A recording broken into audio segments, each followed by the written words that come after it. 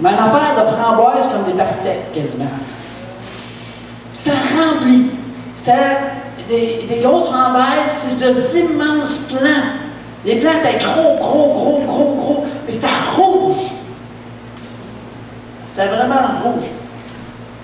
J'aime les framboises.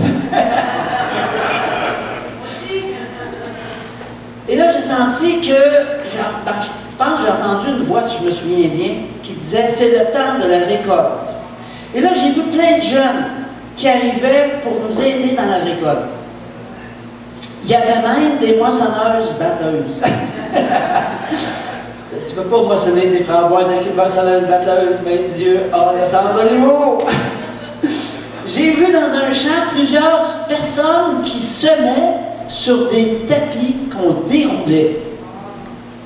Et tout de suite, on moissonnait. On déroulait les tapis, ils semaient, puis on moissonnait. C'était immédiat. C'était vraiment immédiat. La récolte était entassée dans le bâtiment ici. Puis je me rappelle qu'à un moment donné, la moissonneuse batteuse était en train de reculer, puis moi, j'étais pogné dans le coin ici, puis je disais « OK, arrête! Je ne peux pas l'écraser! » En tout cas, on fournissait à peine de récolter ce qui était prêt. Premier rêve. Puis ça s'est fait, là, en dedans combien de mois? Peut-être 2 mois. On a fait ces rêves-là en 3 semaines. Ah, bon, c'était très rapide. On rêve en 3 semaines. Deuxième rêve. Je suis sur un bateau. Joseph de Bateau. Ouais, moi, je ne suis pas un gars qui rêve tant que ça. Là. Non, c'est ça. Je devais dire que je ne rêve pas, moi. J'étais sur un bateau, puis je pêchais avec une ligne. Il n'y avait pas aucun poisson. Et je voyais là, profondément là, dans la mer, là, je voyais dans le fond, là, tu sais, des corails. Peut-être qu'il n'y a pas vraiment de corail dans le fond quand c'est très profond, mais en tout cas, c'était un rêve. Et puis, là, j'ai senti que je devais laisser ma ligne et prendre un filet. Là, j'avais envie de critiquer, de dire, ben voyons, il n'y a pas. Il n'y a pas, hein? Dès que j'ai pris mon filet pour le jeter à la mer, là, j'ai vu un immense banc de poissons arriver. Quand tu dis immense. Et là, j'ai remarqué qu'il y avait un poisson qui était couleur émeraude. Personne de paix. Okay. Qui va emmener un banc avec lui. Ça m'a été révélé, non pas par moi, c'était révélé par un groupe de Français qui sont venus nous aider dans le bâtiment ici. Leur leader, j'ai dit, je ne sais pas c'est quoi le poisson émeraude. Puis j'ai dit, si jamais vous avez la révélation, je ne sais pas pourquoi j'ai dit ça. Le dimanche, il vient me voir, il dit, j'ai la révélation, il dit, pasteur Jean-Yves. Il dit, ah ouais, personne de paix. Puis nous autres, on enseignait personne de paix depuis déjà des mois là, ici, avec Je suis deuxième particulièrement. Ça fait que, tu sais, c'était pas quelque chose qui venait de même. Wow! Ça fait que, avec peu de personnes qui étaient sur le pont, on a relevé les filets et on a rempli le bateau, la cale du bateau de poissons. Sans que les filets se brisent. Tout un coup de filet. Troisième rêve. J'étais ici même en train de partager la parole. T'as comme mon vieux cellulaire, tu sais, qui souffle de même, là, qui n'a plus de batterie, il se met à sonner. Voyons! Fait que, je ne sais pas, je suis parti, il y a quelqu'un qui est venu prendre ma place automatiquement. Je ne vais même pas demander à personne. Quelqu'un qui s'est levé, qui est venu prendre ma place. C'est là des gens. Qui est venu prendre la place. Et puis là, ben, je traverse difficilement la salle. Il y avait déjà pas mal de monde. Mais tu as répondu, hein? Moi, j'ai répondu. C'est ça, ça s'en vient. Puis là, la personne qui me parlait, c'était une personne avec un accent français qui disait « Nous venons vous aider. Attendez-nous. » C'est Laurence. C'est moi. Ah, c'est Laurence. Attendez-nous, on arrive pour vous aider. Pendant ce temps-là, que j'étais en arrière, OK, je suis revenu pour peut-être revenir en avant, mais c'était absolument impossible. C'était full! Quand tu dis full, c'était même pas possible de traverser cette salle-là. Ce bâtiment-là est vide en ce moment. c'est pas normal. Ça fait que vraiment, merci d'être là ce matin. Je crois vraiment qu'il va se passer quelque chose et je crois que cette fin de semaine-ci est le début. Amen. Et c'est pas pour rien que le Seigneur m'a fait ramener ça à cœur. Puis en plus de ça, je pense qu'Éric va nous partager quelque chose tantôt qui va dans le même sens. Ça fait que, amen. Ça fait qu'on va inviter l'équipe de louange. Puis on va vraiment déposer nos cœurs au pied de la croix, puis surtout s'exprimer devant Dieu. C'est un temps de réjouissance en la louange. Fait que vraiment, tournons nos cœurs vers Dieu. Amen. Amen. Les deux premiers chants, ce sont des chants prophétiques que Dieu m'a inspirés. Je pense que ce sont des chants qui sont tirés de la parole, mais ce sont des chants pour cette saison. Laisse aller mon peuple pour qu'il me serve. Je pense que c'est vraiment temps que le peuple soit libéré. Et le dernier chant, c'est je suis plus esclave de la peur. On sait que la peur est une émotion, elle se pointe le nez souvent, mais on n'a pas vraiment pas, comme enfant de Dieu, à être esclave de la peur. On a à la maîtriser toujours. Donc, je vous invite à vous lever, je vous invite à danser, à louer, à taper des mains, à vous réjouir, et puis on va shifter l'atmosphère. Et après, quand Éric va venir nous prêcher ça ce matin, la table va être bien mise, on va pouvoir bien manger en messe. On part.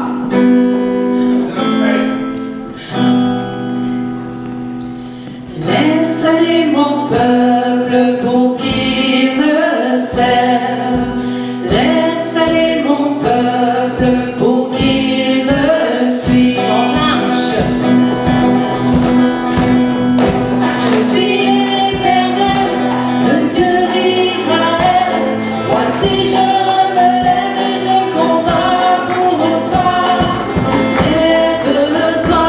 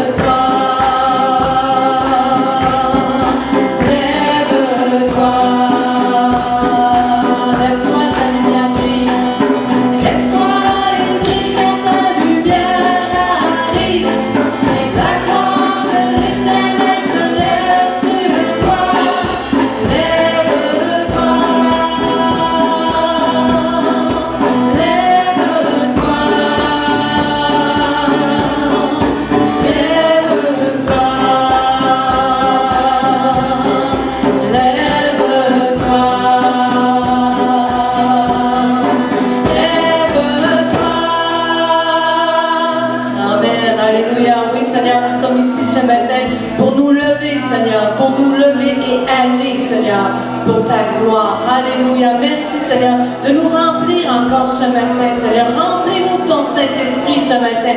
Que notre coupe déborde, Éternel. Et toutes les entraves de l'ennemi, tout ce que l'ennemi veut garder captif, Seigneur, c'est libéré dans le ciel et sur la terre dans le nom de Jésus. Oh, merci Seigneur. Ton peuple est affranchi.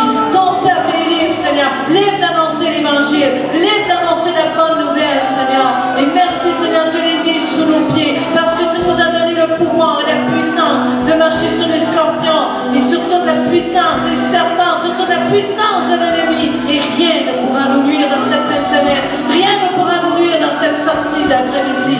Rien ne pourra nous lui, au nom de Jésus. Alléluia.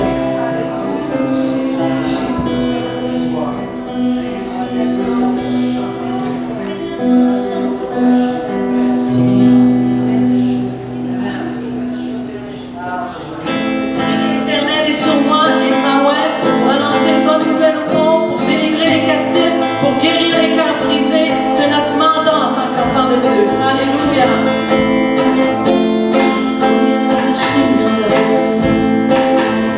L'Esprit de l'Éternel est sur moi, et il m'envoie. L'Esprit de l'Éternel est sur moi, et il m'envoie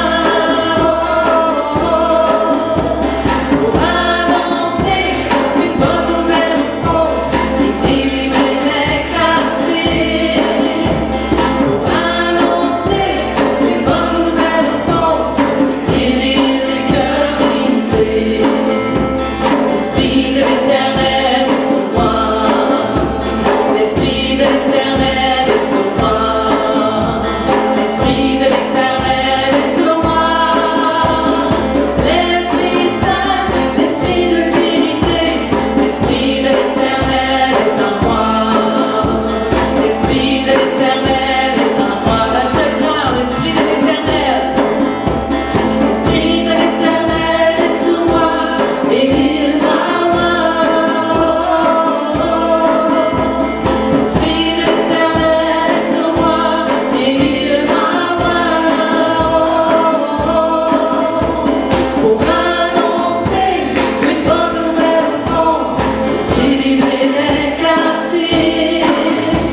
Pour annoncer une bonne nouvelle aux pauvres, guérir les cœurs brisés. L'Esprit de l'Éternel est sur moi.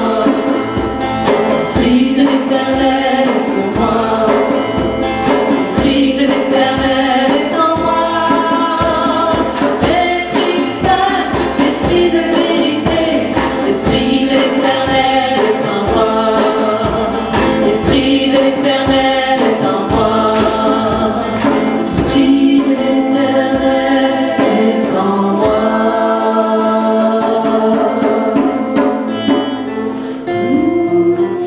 Merci, Seigneur. Merci pour ton esprit. Merci, Seigneur, que tu fais descendre ton esprit sur nous et nous sommes inspirés, nous sommes dirigés. Merci, Seigneur, de ce que tu éclaires. Seigneur, tout ce que nous faisons de ton esprit, Seigneur, nous sommes attentifs à ce que tu nous dis. Oui, merci, Seigneur.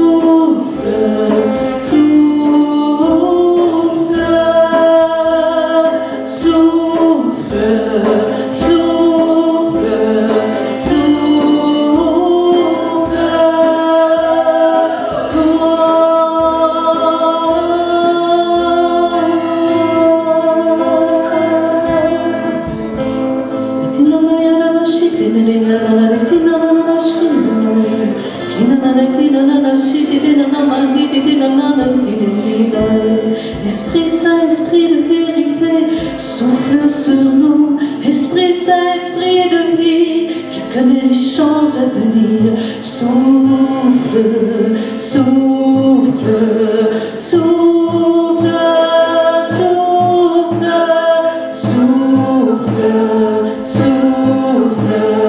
souffle, souffle, souffle, souffle sur les montagnes, souffle sur les rivières, souffle le vent du nord, du sud, de l'est à l'ouest, souffle Esprit Saint sur la région, souffle sur les villages, souffle, souffle, souffle, souffle, souffle, souffle, souffle, souffle, souffle, souffle, souffle,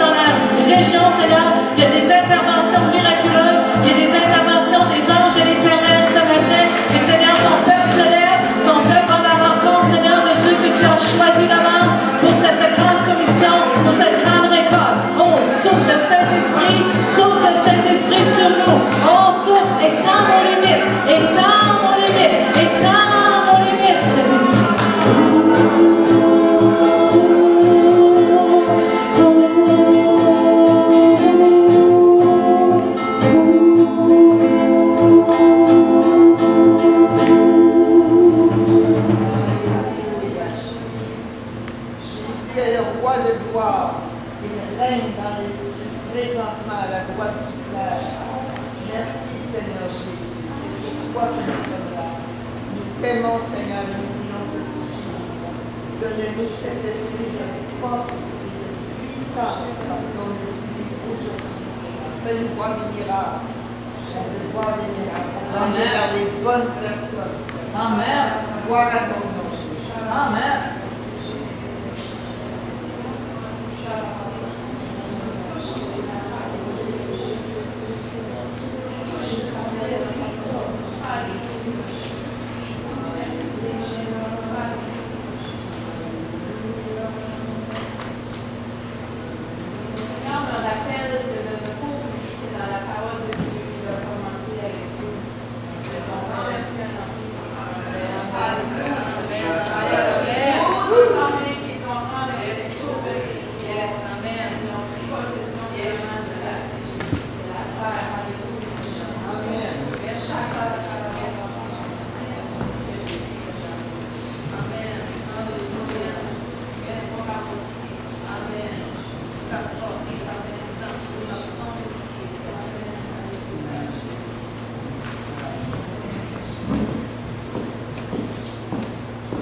Amen. C'est un grand jour. Éric, voilà la parole.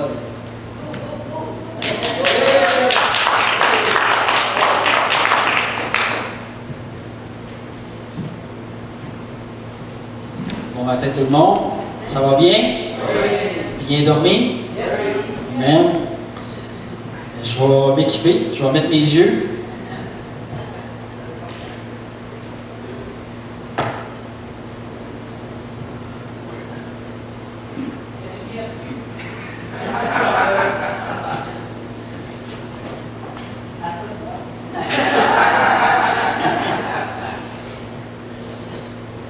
Jean-Yves a parlé ce matin de rêve. Puis, quand je suis arrivé ici ce matin, cette nuit aussi, moi aussi, j'ai eu des rêves. J'ai eu un rêve.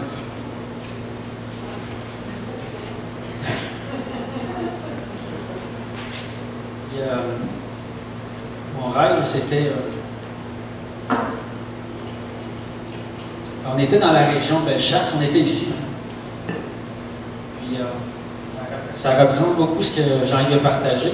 Il y avait vraiment beaucoup de gens ici, beaucoup d'églises représentées de la région de Bellechasse, Beauce, qui étaient réunis pour faire le même scénario qu'en fin de semaine, ou similaire, pour aller annoncer la parole dans les rues, dans les villages de la région. C'était vraiment explosif. Il y avait vraiment, comme je dis souvent, c'était l'opération Popcorn. Il y avait beaucoup de multiplication. Et je vais prier avant d'emmener mon message. Père éternel, je te prie de me m'équiper, de me surprendre, de prendre toute la place. Ce qui doit être dit, ce qui doit être pas dit, ne sera pas dit. Je te prie de me donner les bons mots, Seigneur. Pas les mots que l'homme veut entendre, mais que toi tu veux que l'homme entende, Seigneur Jésus. Merci, Seigneur, de me diriger dans ta parole. Amen. Amen. Fait que ce matin, j'emmène un message sur l'amour du Père. Pourquoi? Parce qu'on va évangéliser avec amour. Les gens dans les rues, peu importe où ce qu'on est, dans notre style de vie, que ce soit à l'épicerie, au cinéma, dans un centre commercial, la première étape, c'est de s'intéresser aux gens avec amour. Fait que pour commencer, je vais vous raconter une petite histoire. Une histoire qui est vraie. C'est l'histoire d'un fils. C'était un bon comédien. C'était un bon coureur. Un bon joueur de hockey. Mais le père ne lui donnait jamais d'encouragement. Ce fils-là, par exemple, il n'était pas bon à l'école. Le père le réprimandait. Le père ne lui montrait jamais de signe d'amour, ni d'accolade, ni de poignée de main. En tant qu'adulte, le fils, quand il a grandi, il a rencontré des gens, des amis. Il a commencé à découvrir une famille. Puis aujourd'hui, ce fils-là a rencontré l'amour de sa vie. Une épouse, une famille, Tout ce qu'il priait dans sa tête de rencontrer une famille, une épouse. Puis à travers ça, il a rencontré l'amour du Père, qui est Jésus. À travers ça, il a découvert Jean 3,16. On va aller dans Jean 3,16. Ce matin, vous allez découvrir que moi, je suis de la vieille technologie, aucun PowerPoint. La Bible, seulement. Dans Jean 3,16, ça dit « Car Dieu a tant aimé le monde, a tant aimé Eric, a tant aimé Jean-Yves, a tant aimé Laurence, Jérémie, qu'il a donné son Fils unique afin que quiconque croit en lui et ne périsse point, mais qu'il ait la vie éternelle. » Fait que j'ai découvert qu'un homme, que Dieu, que Jésus m'aimait éternellement. Parce que l'histoire que je vous ai lue, c'est ma propre histoire. J'étais un jeune adolescent, je performais dans plein de sports, plein de domaines, mais tout ce que j'avais, c'était des réprimandes ou aucune accolade, aucun amour, rien de ces choses-là. Mais j'ai rencontré des amis au cours de ma vie, c'est devenu ma famille, ils me donnaient de l'amour, ils me donnaient de l'attention, je me suis accroché à eux autres. Un jour, j'ai rencontré Dieu. Dieu m'a fait rencontrer mon épouse. J'ai découvert l'amour du Père. Moi, je pensais connaître l'amour à travers mes amis, même, quand j'étais dans le monde. Mais j'ai découvert que Dieu, c'était l'amour véritable, sincère, qui m'a racheté à la croix. Puis en plus, j'ai découvert qu'il avait tout préparé ça d'avance. Parce que dans Éphésiens 2,10, c'est ce que ça dit. Il a préparé le chemin d'avant. Avant que j'arrive, lui, il savait sa stratégie. Il savait toute cette stratégie-là. Moi, un jour, en 93, j'étais dans une grosse convention, puis il y avait un gars en avant. Mais je ne savais pas c'était quoi ce gars-là. C'était un prédicateur, il appelait ça de même. Mais moi, je ne savais pas c'était quoi qui se passait là. Mais ce prédicateur-là, il a prêché, il a dit quelque chose, il a parlé. J'appelle ça des conférenciers dans ce temps-là. Mais j'ai senti quelqu'un me pogner par le chignon du cou, en bon français. C'était un premier clin d'œil. Je ne savais pas ce qui se passait à ce moment-là. Mais il avait préparé ça d'avance. Puis il avait préparé d'avance que je sois ici, aujourd'hui, avec mon épouse, avec vous autres, pour aller annoncer la parole. C'est un commandement. Puis il a préparé tout ce chemin-là. Il m'ouvre à 4 ans, j'aurais jamais pensé pouvoir faire ce qu'on fait là aujourd'hui. Là, 4 ans, c'était impossible de penser ça seulement. D'aller voir des étrangers, leur parler que Jésus les aime, au pouvoir de peut-être m'avoir une claque par la taloche, la face. C'était impossible. J'ai jamais eu ma réputation que de parler de ça. J'étais religieux, tout simplement. Puis il nous prépare toujours, Dieu, d'avance. Comme nos parents nous préparent. Quand on va à l'école, ils nous réprimandent parce qu'on ne fait pas nos devoirs. Mais c'est par amour qu'ils le font. Quand on travaille, le boss nous réprimande. C'est par amour pour mieux être un meilleur employé. La vie de famille, c'est la même chose. Des fois, on parle avec notre conjoint, des fois, il y a des petites chicanes. Mais le tir, on se réajuste toujours. C'est toujours par amour. Quand je suis rentré à l'école de recrutement dans l'armée canadienne, il fallait que je me prépare pour aller au combat. Là, on est dans le combat, d'aller annoncer la parole de Dieu. Mais quand j'étais à l'école des recrues, j'en ai fait des push-ups, j'en ai fait des chin-ups, j'en ai fait des exercices pour me préparer à aller. Déjà là, j'étais déjà commencé à me préparer à aller vers l'ennemi, à aller affronter. Il me préparait déjà. Est-ce que nos instructeurs, ils le faisaient par amour? Au début, je vous dirais non. On avait des insultes, on se faisait ridiculiser, on souffrait, on ne dormait pas, on se faisait Je me rappelle quand on était à l'école des recrues, on faisait notre lit, il venait nous inspecter, on était au garde à vous, puis là, il se passait quelque chose là, notre linge était tout là, et moi, je ne pouvais pas me tourner la tête pour regarder ce qu'il faisait, mais peut-être qu'il déboutonnait les boutons, peut-être qu'il défrippait mes pantalons pour que je puisse faire des push-ups supplémentaires pour souffrir davantage. Je me rappellerai toujours une fois, à un moment donné, j'ai vu un lit voler dans les airs et atterrir dans mon cubicule. Fait que là, ça brassait. Fait que là, quand il est arrivé dans mon cubicule, cette lit-là, l'instructeur, il est arrivé, il m'a demandé qu'est-ce que ça fait là. J'ai dit, je ne sais pas quel va être le chef. Je ne sais pas, ça a arrivé là, puis ça a volé. Fait que j'ai encore fait des push-ups, des conséquences. Il faut raconter plein d'histoires qui est arrivées à l'école des recrues. Mais à la fin, à la graduation, on riait tous ensemble, les instructeurs comme les gradués. Il y avait une fierté. Il y avait une fierté d'avoir réussi cette étape-là avant de continuer la carrière militaire. C'est comme la vie chrétienne. On est nouveau par amour pour lui. Lui, il nous a aimés, le premier, dès le ventre de notre mère. On ne le connaît pas, mais lui, il nous connaît dès le ventre de notre mère. Puis il a tout préparé ça d'avance. C'est comme une maman qui fait un bon gâteau au chocolat. Elle prépare tout ça pour la fête de son petit garçon, de sa petite fille.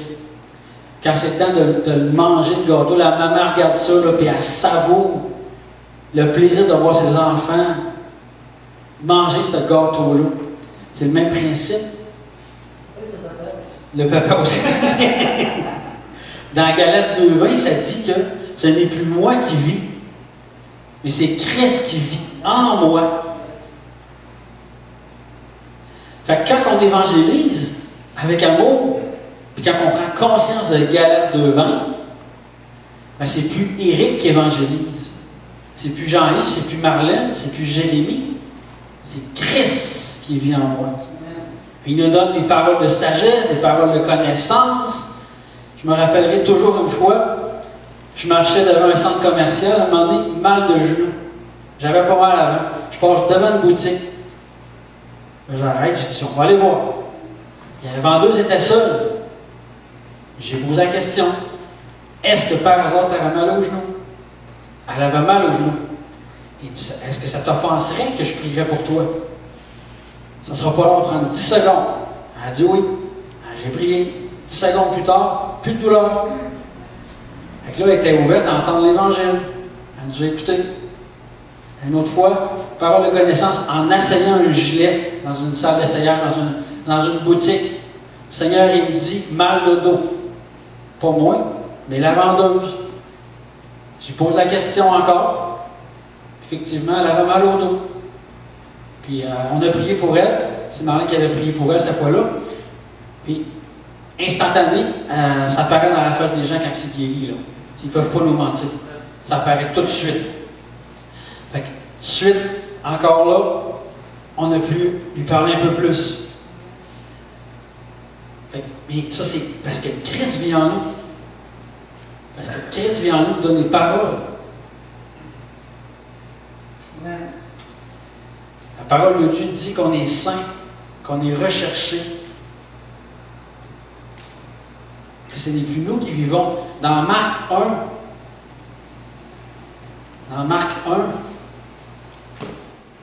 au verset 10 et 11, ça dit, au moment où il sortit de l'eau, Jésus, il vit les cieux s'ouvrir et l'Esprit descendre sur lui comme une colombe. Et une voix fit entendre les cieux ces paroles. Tu es mon Fils, bien-aimé, en toi j'ai mis toute mon affection. Jésus venait de connaître son identité en Jésus. En tant qu'être humain, il connaissait son identité maintenant. Fils de Dieu. Il a mis toute son affection, toute sa confiance. Son ministère commençait là. Et qu'il connaissait son identité, donc c'est important de connaître son identité quand on va. Son identité, c'est Jésus. C'est Jésus. On est Jésus sur terre, on est son ambassadeur. On est son ambassadeur.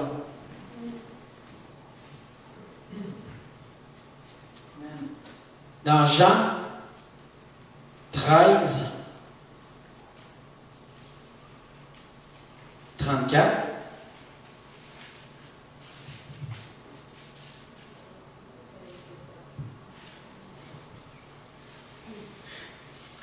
je vous donne un commandement nouveau. Aimez-vous les uns les autres, comme je vous ai aimé. Vous aussi, aimez-vous les uns les autres. À ceci, tous connaîtront que vous êtes mes disciples, si vous avez de l'amour les uns pour les autres. Donc, on est appelé à être amour les uns envers les autres, entre frères et sœurs en Jésus. À être imitateurs, à leur donner de l'amour entre nous. Mais quand on aborde les gens dans la rue, dans les centres commerciaux, on ne peut pas leur sauter dessus. On ne peut pas leur parler dessus de Jésus en partant. Il faut s'intéresser aux autres. Exemple, Cédric, il a une croix dans son cou. Je me promène puis je croise un homme qui a une croix. Mais je peux poser la question, qu'est-ce que ça représente pour lui la croix? En partant, on peut y aller avec ça pour lui. Mais s'il n'y a rien de ça, puis la personne, exemple, Sébastien, il aurait les cheveux rouges. Ça attirerait mon attention. Ça attirerait mon attention. Je fais, hey, c'est spécial, hein, tes cheveux? Pourquoi tu es comme ça? Tu t'intéresses à la personne. On commence une discussion. Moi, j'aime beaucoup aller voir les personnes qui ont les cheveux de couleur. Je m'intéresse à ça. Vendredi dernier, j'ai croisé une madame qui avait un vélo. Ça ressemblait à une moto. Madame dans cinquantaine. Je me suis intéressé à sa moto. C'est intéressé à elle beaucoup. Elle n'avait aucun besoin de prière. Mais j'ai offert une prière de bénédiction. Puis en priant pour elle, elle s'est mise à pleurer. Mais je ne connaissais pas plus le besoin. Mais elle, ce qu'elle avait besoin, c'était de l'attention, de l'amour, de parler avec elle. C'était simplement ça. Elle a entendu la parole, elle a entendu le plan du salut, elle est repartie avec un évangile. On ne l'a pas harcelée, mais elle a entendu la parole. Elle a entendu la parole. Parce qu'en évangélisant, on prêche la parole.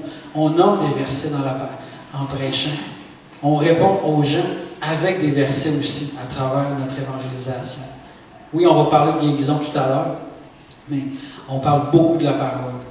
Les ramener à la parole, parce que c'est la parole qui va les ramener à Christ. Amen. La parole dit, soyons imitateurs de Christ. Il nous a aimés le premier. Soyez les premiers à aimer les gens, à leur pardonner. Qu'ils soient chrétiens ou pas. La grande victoire dans tout ça, c'est que les gens vont être touchés au cœur. Si les gens sont touchés au cœur, ils vont vouloir suivre. Ils ne veulent pas suivre une religion, ils ne veulent pas suivre un bâtiment, ils veulent suivre. Si tu prends un café avec la personne, là, ils veulent avoir une relation. On le dit tout le temps aux gens que c'est une relation et non une religion. Donc, c'est une question de relation. Parce que pour apprendre à aimer, à pardonner, il y a une histoire que je dis souvent aux gens, l'histoire du lait au chocolat. C'est une histoire qui est connue comme Barabbas. Cette histoire-là, ça s'est passé dans un casse-croûte. C'est une histoire que moi j'ai vécue. Je travaillais dans un casse-croûte, puis j'ai vendu un lait au chocolat à un client. Et avec les bonnes dates d'expiration, tout ça. Mais le lait, il n'était pas bon. Puis quand le client est revenu, il était frustré, mais moi, je n'avais pas une belle attitude. J'ai mal réagi. Je l'ai remboursé, il s'est en allé frustré, puis ça a mal fini notre discussion. J'ai pris le restant du lait au chocolat, je l'ai mis dans un verre, je l'ai bu, pour tester s'il avait menti ou pas. Et le soir, rentré chez moi, j'ai été malade. Fait que j'ai essayé de contacter cet homme-là. J'ai réussi à trouver les coordonnées. C'était dans la période des fêtes. Donc, je l'ai contacté. J'ai demandé pardon dans ma carte de Noël à l'époque. Puis, quelques jours plus tard, il apparaissait au casse-croûte pour me dire « Toi, t'es un homme », parce que c'était pas ça le but. Mais ça a rétabli le lien. de confiance, le lien d'amitié. Il avait dit qu'il n'avait jamais rencontré ça, mais à ce moment-là, c'était un bon moyen d'être un bon témoignage. J'avais été un mauvais témoignage, mais j'ai fait ma revanche en lui demandant pardon de vive voix aussi. Parce que dans 1 Jean 4:8, 4:18,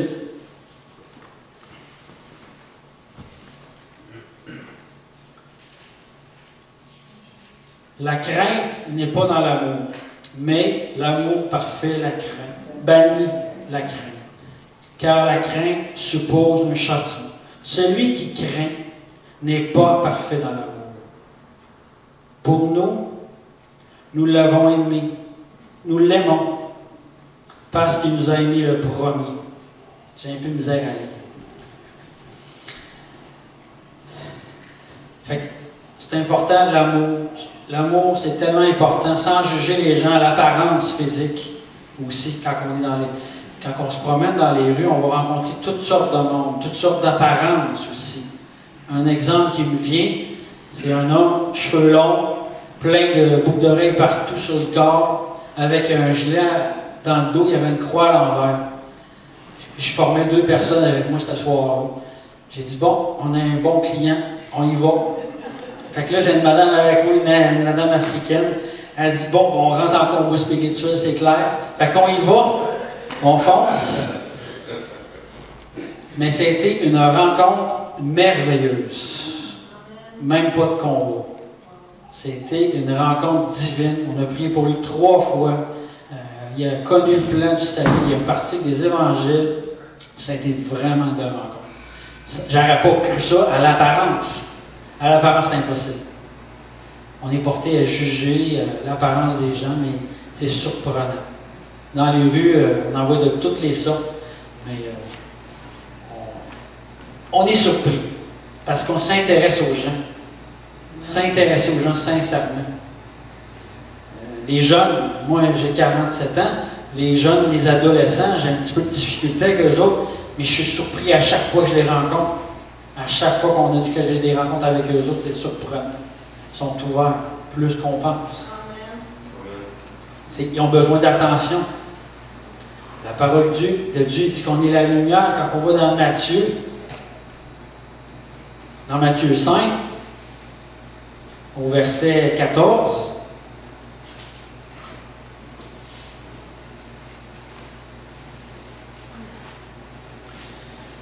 ça dit, vous êtes la lumière du monde. Une ville située sur une montagne ne peut être cachée. Donc, Saint-Malachie n'est pas caché. Vous êtes la lumière. Chaque personne qui reste ici, vous êtes la lumière dans votre village, dans votre ville, peu importe où ce que vous restez. Et on n'allume pas une lampe pour la mettre sous le boiseau, mais on la met sur le chandelier. Elle éclaire tous ceux qui sont dans la maison. Que votre lumière luise ainsi devant les hommes, afin qu'ils voient vos bonnes œuvres et qu'ils glorifient votre Père qui est dans les cieux. Amen. Donc, on est la lumière. On est la lumière quand on va annoncer la parole. Peu importe où ce qu'on est. Une histoire que j'ai vécue, j'étais dans un restaurant avec un de mes amis, je vais me commander un café. Je commande le café, le monsieur me donne mon café, mais en me donnant mon café, il se met à pleurer. Je lui demande qu'est-ce qui se passe. Il me dit, mot pour mot, qu'il voyait Jésus dans mes yeux. Fait que là, ça m'a saisi moi-même, parce que je ne l'avais jamais vécu personnellement. Fait que là, j'étais le gérant de la place. J'ai fait une accolade. Mais c'est spécial parce que, avec le verset que je viens de lire, ça représente vraiment ça. Les gens nous regardent, nous observent, nous entendent. Quand on prie pour les gens dans les centres commerciaux, on ne passe pas inaperçu. Des fois, on prie pour des gens. J'ai déjà vécu une fois, il y avait 2-3 personnes qui attendaient pour de la prière. Je voudrais le vivre plus, On a vécu ça en centre commercial, entre autres. C'est spécial parce qu'on prie pour la personne parce qu'elle a un cancer. Puis à un moment donné, j'entends quelqu'un qui me tape sur les épaules. Moi, je pensais que c'était un agent de sécurité.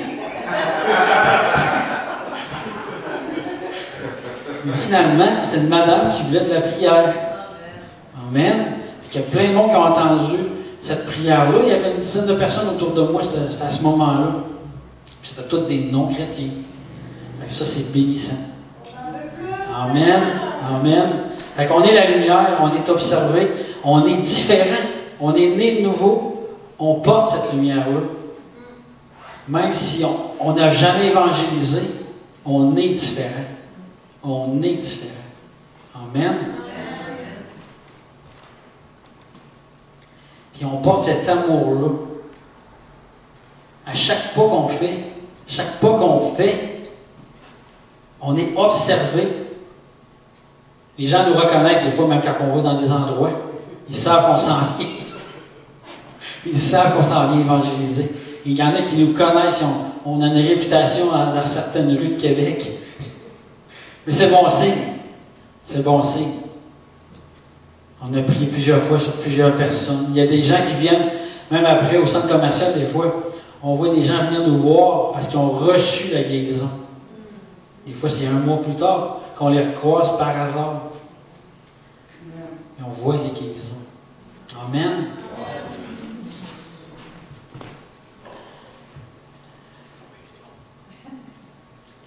Dans Matthieu 22, au verset 37, Jésus répondit, « Tu aimeras le Seigneur ton Dieu de tout ton cœur, de toute ton âme, de toute ta pensée. » C'est le premier et le plus grand commandement. Et voici le second, qui est semblable. « Tu aimeras ton prochain comme toi-même. » Qui est ton prochain? C'est la personne qui est à côté de toi à l'hôpital, c'est la personne qui est en avant de toi, qui est derrière toi, qui est à la chocolaterie favori, qui est au McDonald's. Des histoires, je pourrais vous en raconter beaucoup. On en a rencontré du monde dans les 3 dernières années. Ah oui. Mais dernièrement, on était au McDo avec nos petits-enfants. Il y a un monsieur qui arrive comme avec un sac à dos militaire. Alors, on voit ça au travers de la vitre. On pensait que c'était un militaire. Que ma femme, elle me dit « Vas-y, toi! » T'es bon!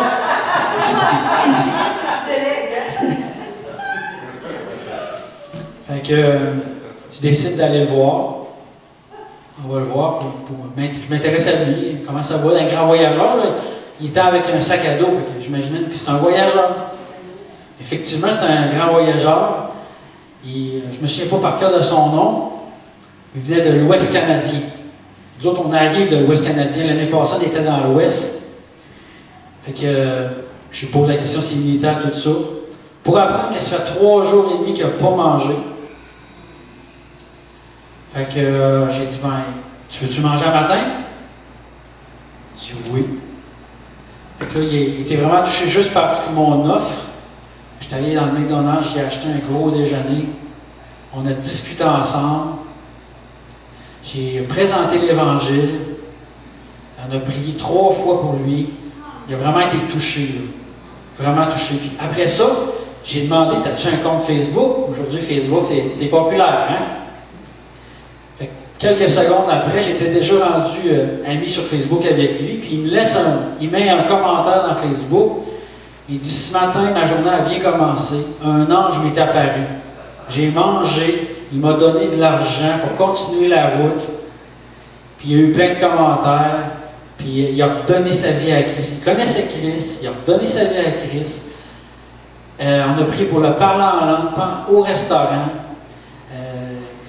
Ça a été un autre rendez-vous divin. Un moment donné, un rendez-vous que j'ai eu avec... j'étais avec un frère.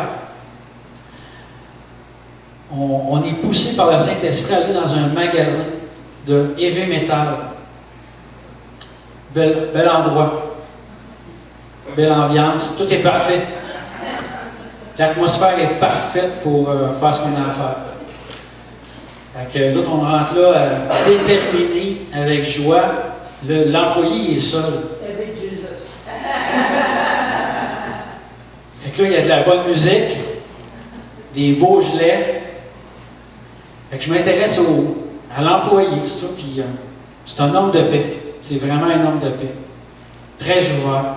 On parle avec lui de toutes sortes de choses, s'intéresse à lui. C'est important de s'intéresser aux gens. On ne peut pas leur sauter direct.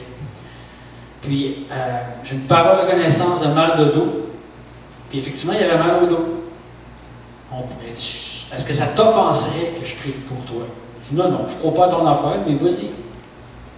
Fait que 10 secondes plus tard, il teste son dos.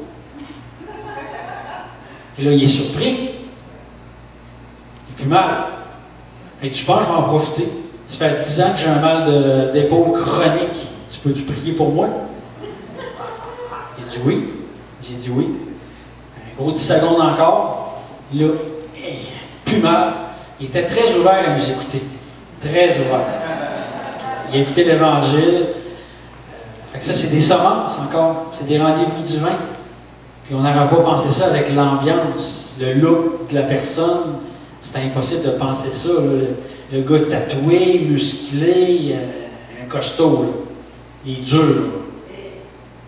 Des fois, les plus durs sont les plus doux. Souvent. Fait que c'est par amour qu'on va les toucher, ces gens-là. Amen. Puis on a la lumière. Dans 1 Jean